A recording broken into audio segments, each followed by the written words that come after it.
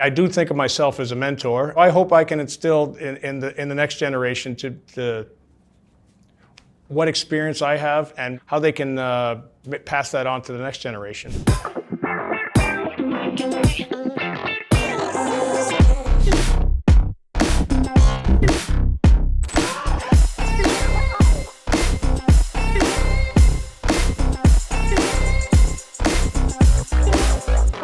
I make the work instructions just like the model airplanes you made when you were a kid.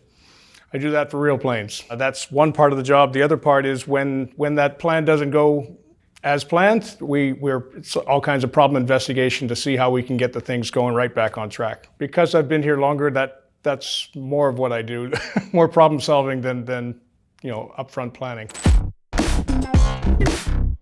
Things have changed a lot since I started. When I started, there was a lot of things that were actually, the term cut and paste, you learn that in kindergarten. We would actually take a photocopy of the customer's drawing, put it on the photocopy and put it into our frame and say, here's how you bend this part up to make the 90-degree angle. Now everything is digital. I can't imagine how we were doing it back then, but it seemed to work then, but it's way better now.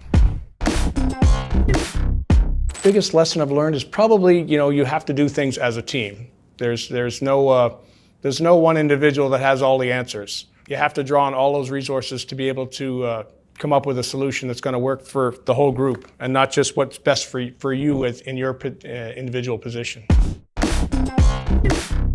Before we became Latecoere, we were a smaller company. Now it feels like I'm part of a bigger worldwide organization, which it's nice to be part of.